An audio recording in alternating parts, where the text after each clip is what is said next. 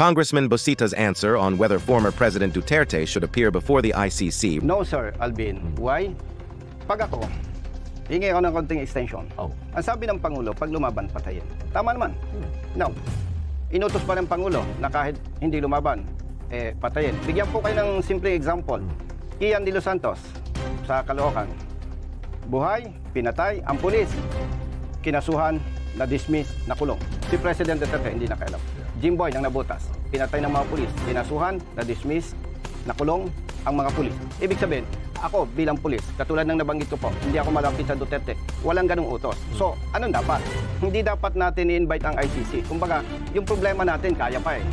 Dapat, panagutin ang pulis kung nagkasala. Wala kaming pinag-usapan na sinasabi ko na mas corrupt ang Duterte administration kumpara sa Marcos administration. By the way, in fairness dito sa administration, itong latest, hindi na kasing corrupt dati noon. Dati corrupt talaga. Ngayon, yung budget ng facilities, ng buildings, construction, na-utilize na properly, unlike before. Ang pagdala kay FPRRD sa ICC, yan ay isang katangahan at pagyurak sa Pilipinas kung di ginusto o di naghamon si FPRRD. Ngunit kung di ginusto o di naghamon si FPRRD ang pagdala sa kanya sa ICC. Yan ay kung ang sovereignty ng Pangulo ay hindi katangahan at kawalang hiyaan na di igagalang sa Pilipinas, tungkol kay FPRRD ay walang sino man makakapag-akusa patungkol sa kanyang war on drugs. Ang war on drugs ni FPRRD ay ang elekida ang lahat ng nasasangkot sa droga, tugon sa kanyang plataporma bilang kandidato para Pangulo. Balintuna ay maliban sa kanyang mga kasamahan, ayon sa nalaman sa pagdinig sa bahay ng mga kinatawan, kaya di totoong na ang papatayin lang ay ang mga lumaban. Si Kong Colonel Busita nga mismo ay may pagbubunyag na tinanggal siya bilang station commander, kahit napasuko niya raw yung 20 taon na nasa watchlist, dahil di niya nasunod ang layunin ni FPRRD. Sabi ni FPRRD, sagot niya ang lahat ng kapulisan sa pagsunod sa kanyang war on drugs, ngunit pinabayaan niya yung mga pulis na pumatay kay Kian, na napatunayang drug pusher raw. Yung panahong idinulog si FPRRD sa ICC ay dahil ang Pilipinas kaanib sa ICC, at kaya idinulog sa ICC ay dahil gumagana ang sovereignty ng Pangulo noon, kaya walang makakontra. Maliban sa ilan na kalaban niya na siyang idinulog siya sa ICC.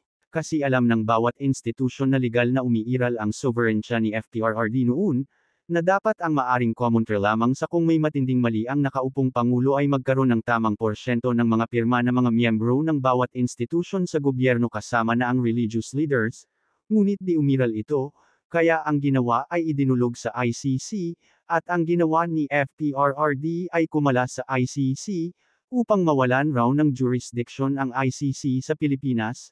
Ngunit ito'y invalido dahil naitatag ang kaso ng kasalukuyan miyembro pa ng ICC ang Pilipinas, kaya epektibo pa rin yung nilatag na kaso sa ICC, di nga lang makapasok ang ICC dahil protektado si FPRRD ng kanyang sovereignty, ngunit ngayon wala na siya sa pwesto kaya wala na siyang immunity, at di lang dyan, ay dahil si FPRRD, mismo ang humahamon sa ICC, siguro sa akala niyang mas nakakahigit ang mga opisyales sa gobyerno at sa kapulisan at militar na preprotekta sa kanya o at magre-revolution sakaling papasukin ni President BBM ang ICC at hulihin si FPRRD, ngunit sumala ata yung speculation ng kampo ng mga Duterte. Sa panahon ni FPRRD ay walang pulis na nagkasala, dahil sinusunod lang nila ang utos ni FPRRD, maliban lang sa panahong wala na sa pwesto si FPRRD. Magdepende yan sa mga nakaupo, na kung tutuusin ay di dapat panagutin ng mga pulis kung ang pinatay ay tunay na involved sa mga ilegal na droga, kasi sinunod lang nila ang mga utos, tulad kay General Torre, labis na inaakusahan ng di naaayon dahil lang sa pagsunod sa mga nagsasabatas, o sa mga nakakataas. Kung ganyan lagi ang sistema, ay walang lulugar na katarungan sa kapulisan. Ngayon isipin nyo itong si Kong Colonel Busita, dati sa administration siya ni President BBM pumapanig, makikita o malalaman nyo ito sa mga nauna na niyang mga hinayag, ngunit ngayon kabaliktaran na ang mga sinasabi niya, kahit sabi niya, di siya malapit sa Duterte, ngunit bakit pumapanig na siya sa kampo ni Duterte?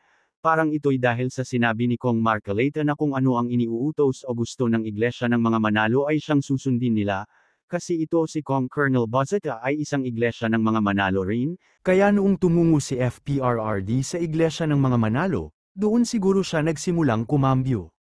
Kaya kayong mga Katoliko, o mga Pilipino, isipin niyo ang mga pinaggagawa ni Kong Marcoleta, patungkol sa pagbawal sa cross, at sabi niya di siya pro-China, pero nagbago rin siya, bakit ang mga hinahayag niya maka-pro-China na, ito kaya dahil sa sabi niya kung ano ang gusto ng iglesia ng mga Manalo ay susundin nila, magkagayon parang lumalabas na pro-China ang iglesia ng mga Manalo, kaya mag-ingat kayo sa pagboto sa mga emisaryo ng iglesia ng mga Manalo, aka INC.